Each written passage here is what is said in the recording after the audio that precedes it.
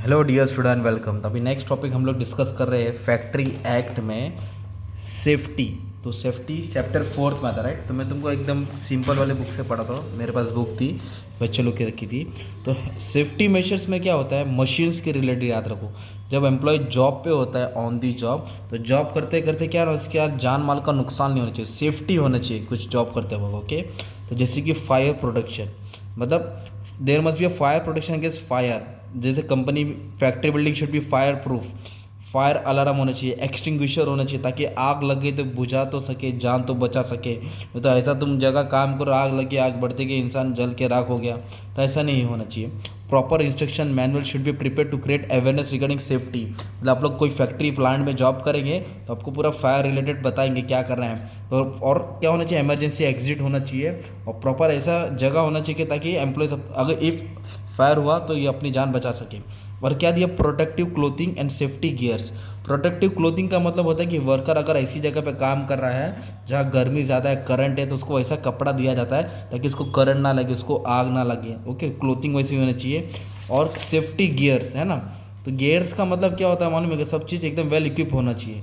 Employ must be provided with safety gears which include safety eye wear, welding वाले नहीं का चश्मा पहनते हैं, हैंड ग्लो होना चाहिए, सेफ्टी बूट होता है, शील्ड होता है, हेलमेट होता है। The safety gear help to minimise the physical harm, ताकि एम्प्लॉयज़ काम करते हैं उसको कोई हार्म ना हो, एक्सीडेंट होएगा तो उसको ज़्यादा मार नहीं लगेगा। Okay, placement of machine, machine का जो प्लेसमेंट इस जगह होना चाहिए ताकि एम्प्लॉयज़ लोग का आना जाना उसको सताए नहीं। मतलब फैक्ट्री में मशीन में कुछ भी काम कर सकता है, इसके लिए ओवर क्राउडिंग नहीं होना चाहिए। एक्सीडेंट में take place due to overcrowding, okay, of machine and equipment at work place. There should be fairly safe distance between two machine. दो मशीन का डिस्टेंस थोड़ा दूर दूर होना चाहिए। आजू बाजू देखिएगा कुछ भी शॉर्ट सर्किट हो तो दोनों उड़ जाएगा ना यार। And also there must be a proper gangway, so that मतलब एक प्रॉपर ग्रुप होना चाहिए, so that worker can easily move during the working hour में आ जा सके। इतना छोटा सा जगह से वर्कर कैसे आएगा जाएगा, थोड़ा गैप होना चाहिए। ओके, डिस्टेंस होना चाहिए। Maintenance safety device and machine, machine का प्रॉपर केयर होना चाहिए, रिपेयर होना चाहिए, मेंटेनेंस होना चाहिए, ताकि मेंटेनेंस होएगा मशीन अच्छे से काम करेगा। मेंटेनेंस नहीं तो मशीन कुछ भी कर सकता है, right.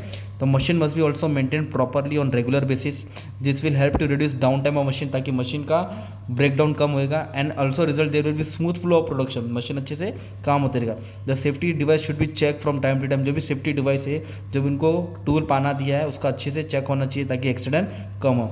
Apart from maintenance of safety device machine, the management must also undertake the proper maintenance of building का भी ख्याल करना चाहिए, ताकि वर्कर लोग की जान की सेफ्टी ज़रूरी है।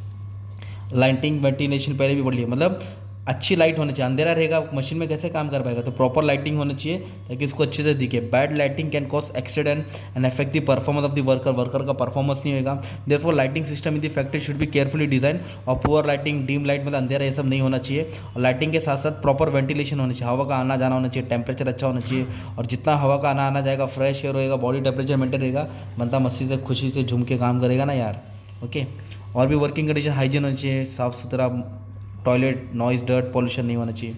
And safety education training, worker जो भी फैक्ट्री में काम कर रहा है, प्लांट पे उसको जो काम दिया है उसको उस मशीन के बारे में, प्लांट के बारे में प्रॉपर ट्रेनिंग देना चाहिए, कैसे जॉब मशीन स्टार्ट करते हैं, बंद करते हैं, रोकते हैं, कैसे काम होना चाहिए।